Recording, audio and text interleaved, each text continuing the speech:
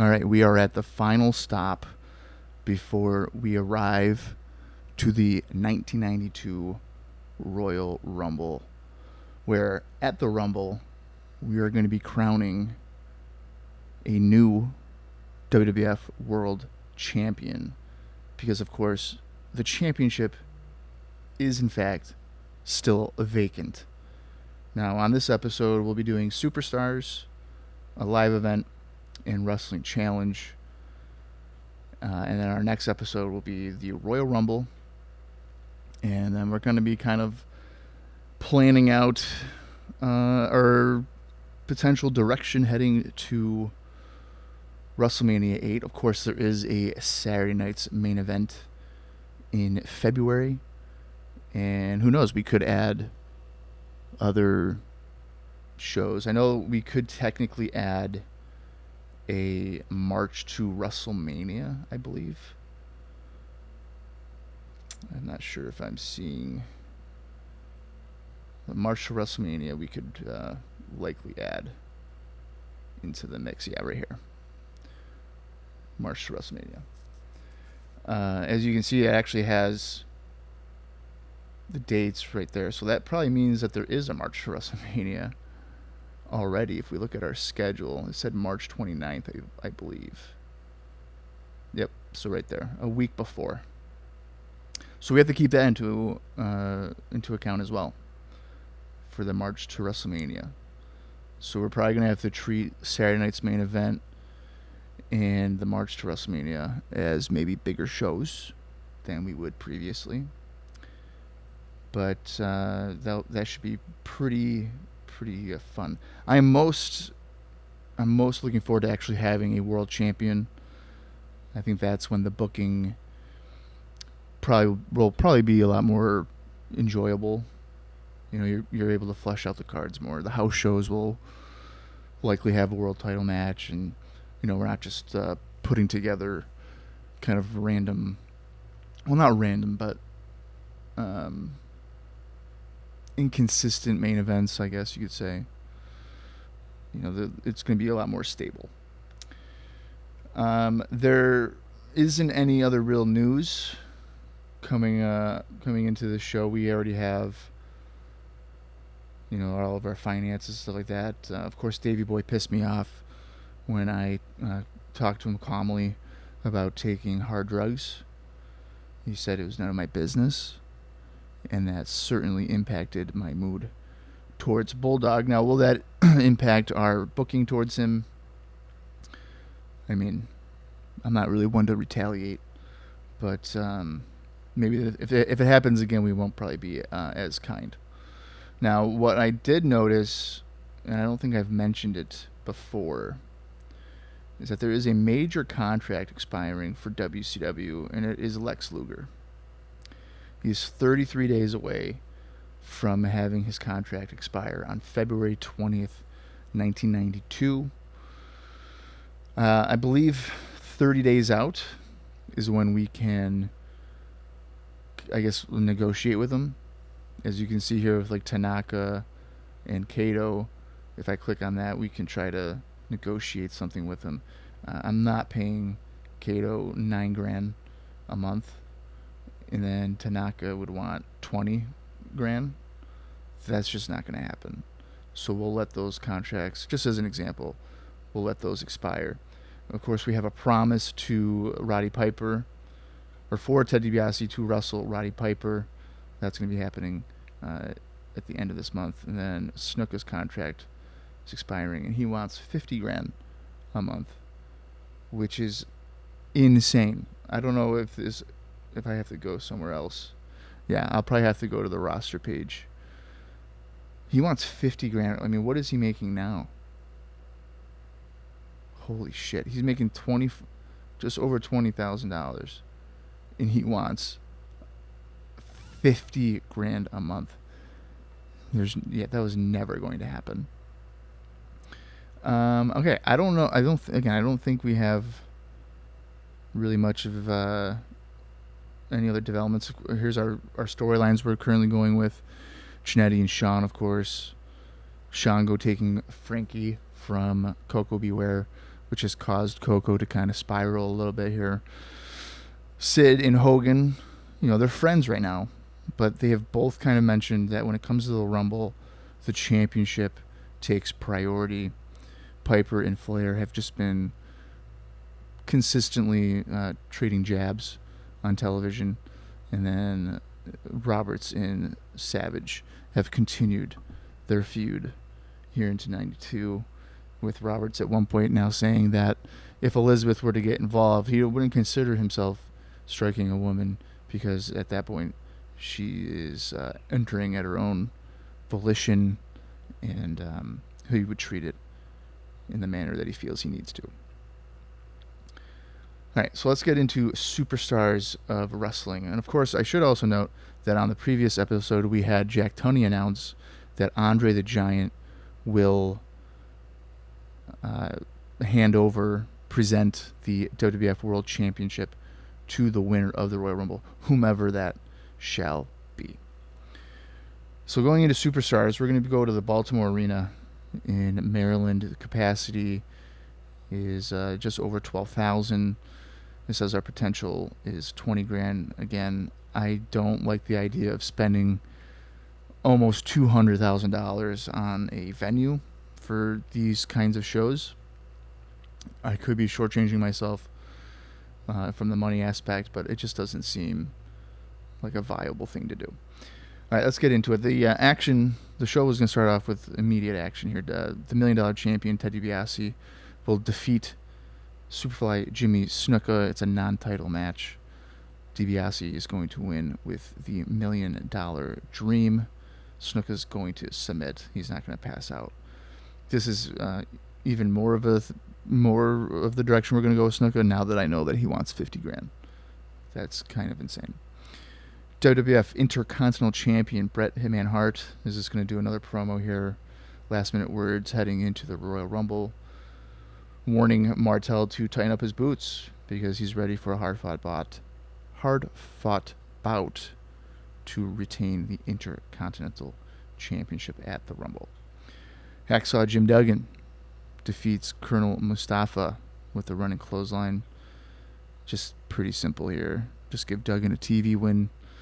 Mustafa is not going to do much of anything for us.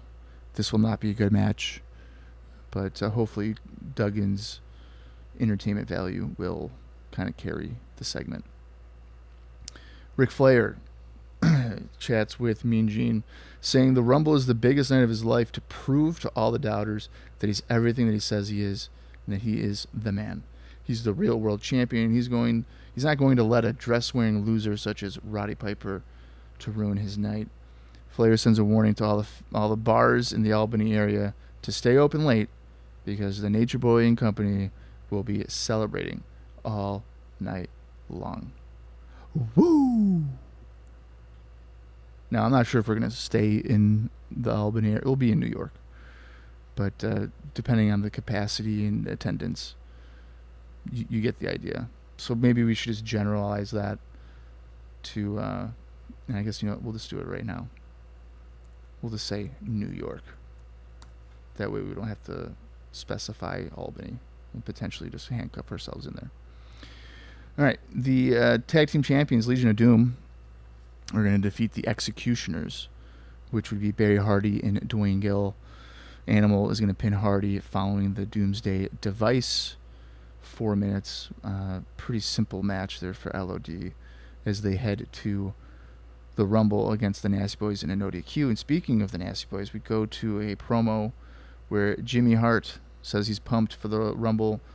And he says the Nasty Boys have been getting extra nasty for the showdown at the pay-per-view. LOD will not even recognize them as the same team. Knobs says that Pity City is going to get extra dirty for the Legion of Doom. Sags hopes that LOD are ready for the fight of their life because the Nasty Boys are coming back for the tag straps. Tatanka is going to defeat Peter Polanco in 5 minutes. Of course, that's PJ Walker. End of the trail finishes that off. I don't know what we have to do with Tatanka in order for the other workers to not complain whenever we want them to lose to Tatanka. Um, Several of the workers have not wanted to do it. I don't. Maybe it's a backstage thing, and hopefully there's not like an email soon suggesting that Tatanka is kind of getting egotistical or something. That could be the case. Um, but I feel like we're presenting him pretty strongly, so they should kind of know what the deal is.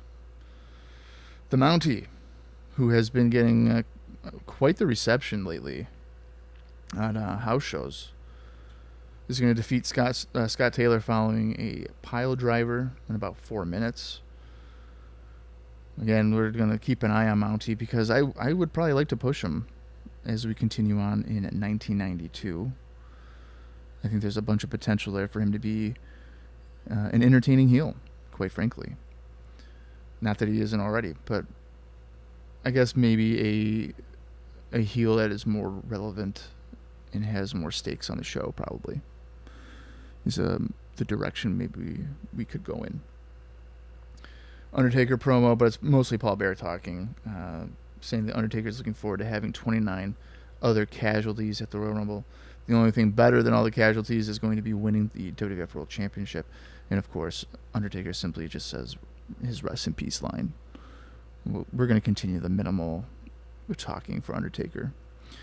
In our main event, in terms of the action, Randy Savage is going to defeat Skinner in about 6 minutes with a top rope elbow drop. I don't think we've really utilized Savage on TV. For the most part, we haven't used a lot of our main eventers at all, action-wise. We've been kind of settling for interviews, so it's probably a good idea to start cycling them in on television.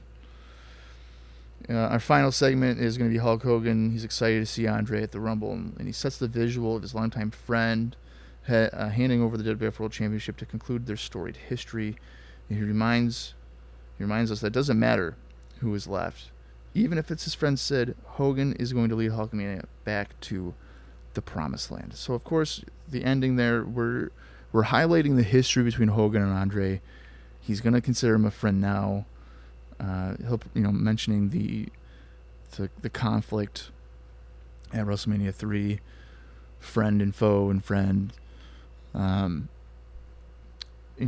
has a special place in his heart, all that type of stuff. So the visual potentially of Andre kind of passing the torch, the torch has already been passed, but really solidifying the new era of the WWF.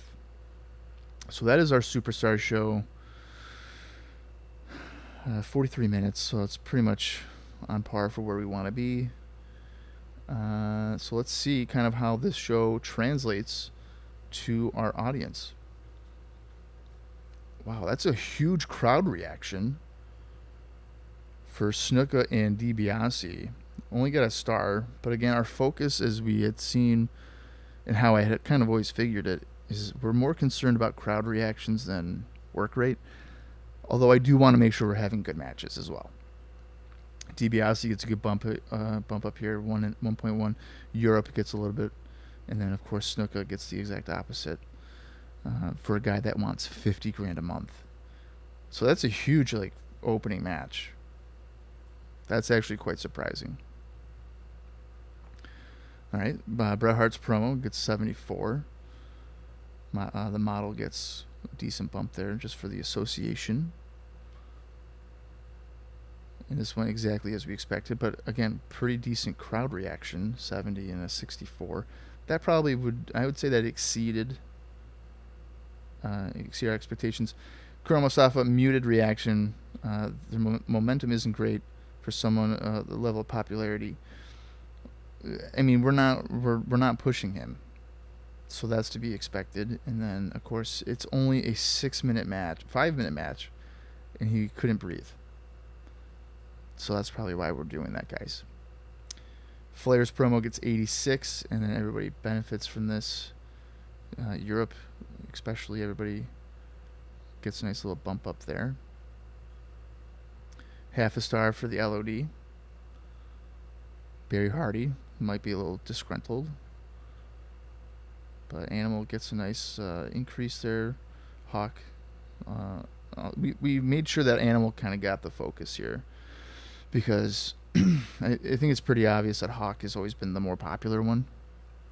So if we can maybe try to level them out as a team, as like the team that could be a little bit more beneficial. And of course, we don't care about Gill and Hardy going down a little bit. That's the least of our worries. Promo by the Nasty Boys. They get a nice bump, and then they get pretty much a reversal here. But that's okay. We're almost done with the connection here, so that's not bad. 70 is solid enough. Tataka gets a 40%, so maybe he's not connecting with the audience or something, I don't know, but half a star.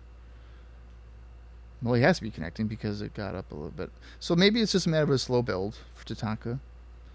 I mean, he is pretty early in his career at this point. 43%. That's going to probably hurt our numbers. The Mountie. Oh no, Scott Taylor was hit with an injury as a part of this segment. Probably is it the pile driver? Well, so here's the thing: we could maybe tie into this if the Mountie. We'll just maybe kind of hype up the pile driver. Hopefully, it's not super serious. I mean, I like Scott Taylor. 50%, half a star. Undertaker's promo with Paul Bearer, pretty, effective, 85%. Savage and Skinner, 80%. Crowd reaction, pretty solid overall number there. Savage gets a bump up in both North America and Europe, and we're still dealing with putting in a little bit more effort, but then he also put in a huge effort. So I don't really know what that means. Skinner goes down a little bit, but that's not too big of a deal. Okay, so I feel like action-wise we did fairly well here. Hogan talking about Sid and me mentioning Andre the Giant and Jack Tunney effectively closing out the show on a pretty high number. So we're going to end the show there. Let's see where we're at. 74%. Nothing changes for popularity, unfortunately. But that seems to be a pretty solid show for superstars, at least. We have one male. That's probably going to be what... Okay, so that's not going to tell us. So let's go right to our... Let's find out. Oh, he's out to a rib injury. He's out until July 16th, 1992.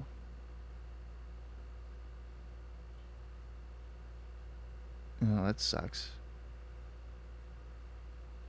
Well, I mean, it's an informal agreement, so I could just release him. But I'm not going to do that. So his body is 76. I would have thought that would be like at 0 if you're hurt. Right? I mean, so he can't work. But it says he's active. I don't know. I guess we could... Hopefully I don't have him on any of these other shows. And I guess if we do, we have to just kind of take him out. So we did Superstars. We have a live event and then Challenge. So let's go to our live event, which Scott Taylor is not going to be on. We are in New Jersey. Capacity is 8,000. Potential attendance is 5. And this is our last house show before the Royal Rumble. So, of course, as you can see if you've read ahead, we do have a Battle Royal to kind of tease that, the event. But let's start off with our opening match. Shawn Michaels is going to defeat El Matador, Tito Santana, in about 15 minutes with the super kick. Originally, I had this as a draw, but obviously the crowd does not like draws, so I guess we're going to try to avoid doing those. Shawn with a good quality win over Tito. Then we're going to go into a 6-man tag match where the Intercontinental Champion Bret Hart will team up with his brother Owen and his brother-in-law, the British Bulldog, to defeat Rick the Model Martel and the Beverly Brothers, because Owen is going to pin Blake with a missile drop kick. I still am going to have a focus on the Beverly Brothers, so a loss here is not going to hurt them in any manner. But I liked the idea of giving Owen kind of a borderline shocking win, maybe, by pinning one of the Beverly brothers. Didn't want to have Martel do the job, and certainly Bulldog or Brett were not gonna lose heading into the Rumble. So that just seemed like the best option out of the bunch. WWF President Jack Tunney is going to come out, and he's just going to remind the audience about the Rumble tomorrow night, where a new WWF champion will be crowned. And he also promotes the Battle Royal that's taking place tonight. So we fill some time there. Papa Shango is going to defeat Jim Powers with the shoulder breaker. No, there's no bird with Shango, but he is pretty evil for what he has potentially done to Frankie, and that will be addressed soon enough. Let's go back. Let's go into our tag team title match, where Legion of Doom will continue to retain against natural disasters. Hawk pinning Typhoon with a flying clothesline, and then our battle royal. Now, originally, I had Tatanka in this match, and I had him winning it, and then every single person in the match was pissed. And I said, maybe it just isn't worth it. Maybe it's just not worth the potential headache of all these people being mad at me. So we switched it up. We went with Jim Duggan winning the match. No one's upset. He last eliminates Barbarian, throwing him over the top with a clothesline. As you can see, we have Mountie in there, Repo Man, Duggan, of course, Dino, Greg the Hammer Valentine, IRS, Nikolai Volkov, Slaughter, Barbarian, and Virgil. A few of these guys we haven't really used at all, so I maybe thought they could get some ring rust off before the Rumble, and no one's really hurt by any of this with Duggan going over. The tie-in being, of course, that Duggan is a previous winner, so it's kind of expected that he would prevail in this encounter. $1 Million Championship, that's going to go 20 minutes. I mean, we're just trying to fill time at this point. $1 Million Championship, Ted DiBiase is going to retain against Texas Tornado with the $1 Million Dream. I like the $1 Million Dream finish, clearly. I think he did like a reverse fist dropper or something off the middle rope. I'm not really a fan of that. I'd rather just have either a pass out or submission to this, and we're going with a submission on Tornado. Sid Justice defeating Skinner with a powerbomb in about 5 minutes. Pretty self-explanatory. Sid's just going to be running through guys.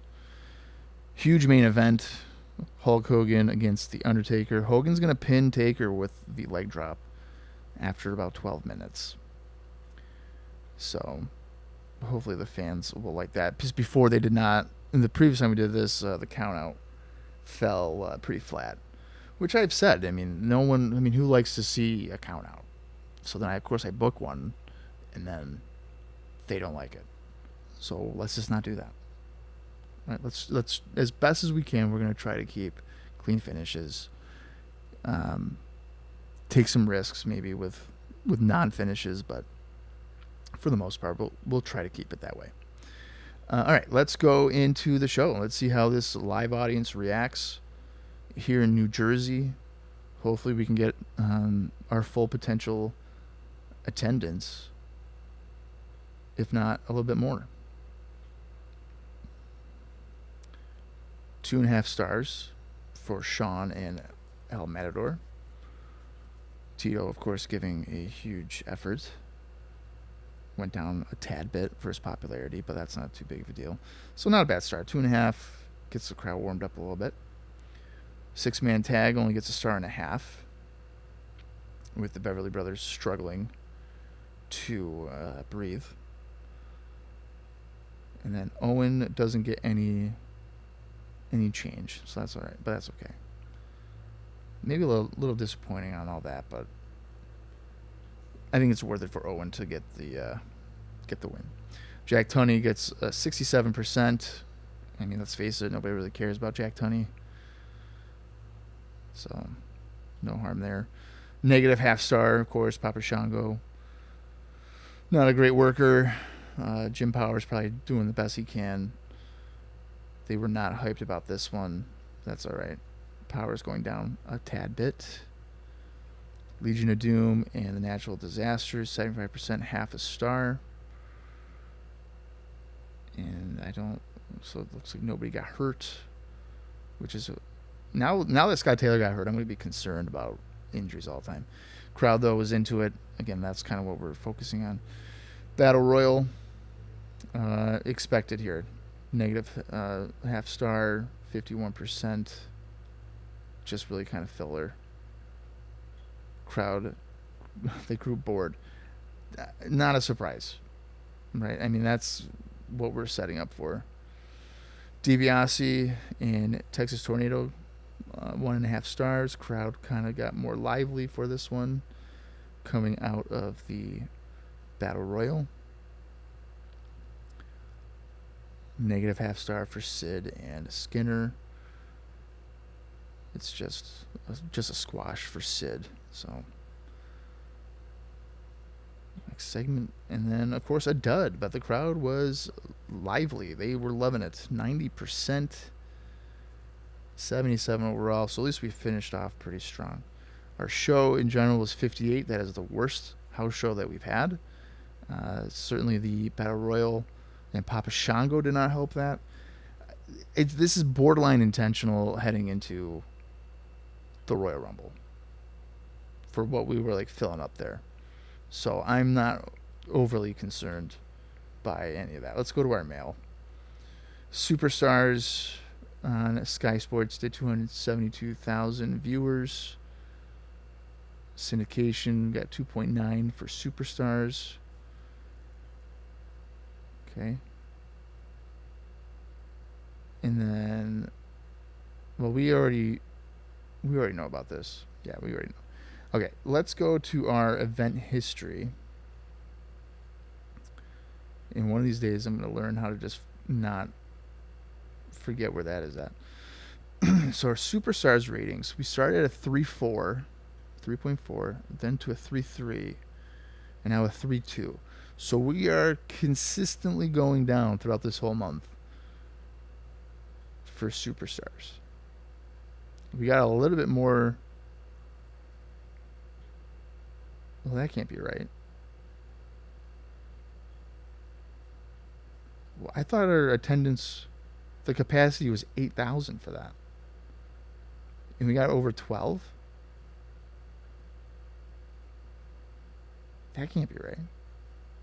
Are they breaking fire codes? I'm not losing my mind on it. I'm pretty sure that was only the capacity was 8,000 fans. And we did over 12,000. How does that make any sense? Or was it this one? No, because that was from the previous one. I have no idea. That's so weird. Okay, well, we did well. That exceeded my expectations for that. I was hoping we'd get like 7 or something, close to the capacity, but we went way over. We had to have broken fire codes. That's really bizarre. There's some TV shows that happen here. Smoky Mountain. I mean, this is nothing. I mean, who cares about any of that? There's like literally no names on that. USWA. Jared and Kamala. I don't know why I just said oh, as if I would want to watch that. Are they getting praised? High quality matches. Okay. That's crazy. Saturday night. Vader, Stud, and Luger, of course. And then All Japan. Now that is pretty good in-ring wise. Not a surprise. All right, let's go to our final show before we get to the Royal Rumble. It's our wrestling challenge.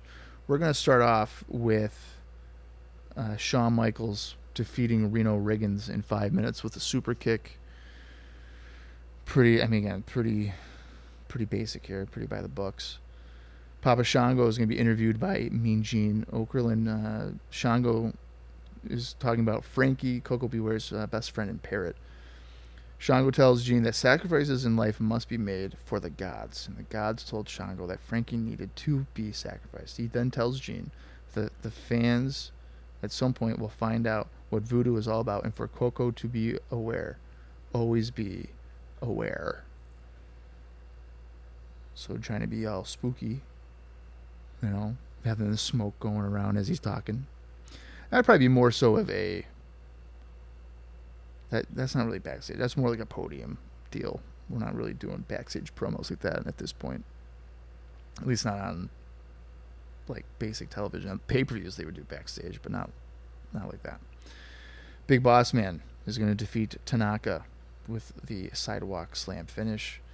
Just kind of hyping him up for the Rumble as a potential candidate to win.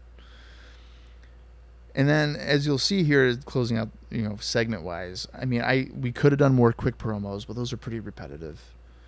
So we kind of just did hype videos.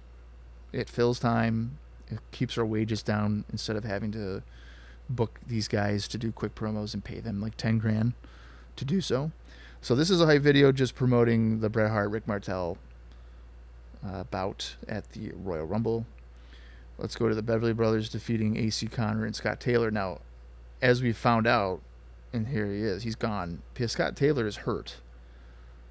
So this is our first instance of really having to do on-the-fly booking and changing things up because of unexpected injuries. Now, we could put in Jumpin' Jim Brunzell, but he is tired, and that could likely lead to an injury. So let's just put Perry Saturn in there. And then we got to make sure we don't do automatic, because that could mean potentially a loss. And we'll say any, because they don't have the head spike on there. So we'll just save that. So the Beverly Brothers will defeat Connor following the head spike in about 4 minutes. The British Bulldog is going to pick up a win against the Berserker with a running power slam in about 5 minutes. Just a simple hype video for the street fight taking place at the Royal Rumble between LOD and the Nasty Boys, highlighting the history from SummerSlam and just the general danger that a street fight can have. Sergeant Slaughter is going to defeat Hercules with the Cobra Clutch submission in about 5 minutes. And then our main event, action-wise, is Jake the Snake Roberts defeating Greg the Hammer Valentine with the DDT. And then we finish off with just a video promoting the Rumble match, Andre's involvement, the likely contenders of winning, which would be, Hogan, Sid, Savage, Taker, Piper, Flair, Roberts, Duggan, just throwing guys out there. Boss Man as potential winners. So this is, it feels like a little bit of lazy booking, I guess, with like the hype videos and stuff. But it's our last show right before the pay-per-view. There's not going to be a major happening, and we're just touching base on the main matches. We could have done a hype video, I guess, for Roberts and Savage. But, we could, this, I feel like the Roberts match is touching base on the commentary, would touch base on that. So we don't need to, be redundant, I guess. So, we're going to go to Rochester War Memorial in New York. Capacity is 11,650. Our potential attendance is 20, and the cost is around 81. And then our wrestler wages is actually under $25,000, which never happens. So that's pretty good for our finances. Let's then check out the show. Let's see how this translates to our audience. 2.5 stars for Shawn Michaels and Reno Riggins. With some more time, they could have pulled off a better match. I'll take that for 4 minutes, or I think it was 5. Yeah, 5 minutes. Yeah, not bad. We're slowly building up Shawn Michaels to have a meaningful match with Jannetty, who is still off television, but he hopefully will be back unless something drastic happens. 54% total to start off the show. Papa Shango's promo, 77, not too bad. Gets a little bit of a bump there. We'll take that. 2 stars for Bossman and Tanaka. Bossman getting a nice little bump. 65% total. Hype video gets a little, 72%, gets a nice little small increase for the model. Beverly Brothers picking up the win over Connor and Perry Saturn. Enhancement guys, of course. To be expected, maybe not the big numbers. We probably just have to get the Beverly Brothers in a meaningful feud at some point to increase the crowd reaction and care for them. British Bulldog defeating the Berserker in 5 minutes with a running power slam. 73%. The crowd love him. That's probably part of his ego is that he knows the crowd loves him. So like me telling him don't do hard drugs, he doesn't care. And I'm not pushing Berserker. I don't know. I'm not really a big fan of the character at this point. 74% for the video package for LOD and the Nasty Boys. Half a star for Slaughter defeating Hercules. They have pretty bad chemistry, so it was all over the place. He still gets an increase for Slaughter there. Crowd was still kind of into it, despite the poor match quality, but 80% for the crowd here as Roberts defeats Valentine with the DDT. 1.5 stars, 75%. And a nice increase as well. And of course, they have bad chemistry. What a surprise. And then here we are with a 97% for the hype video package promoting all these guys. And it looks like everybody but Hogan got a nice little bump. So that is fine. That's not bad. 97% there to end the show. We are at 81. That's a huge... Hey, we gained popularity. That's the first time I think we gained popularity. Holy shit. Nice. All right, let's look at the... That's kind of rewarding. All right, let's end the show there. Let's not look at the Rumble yet. What's the point of that? So look at that. We have leveled out. 77. We're at 77.6. Got a little bit of a bump up.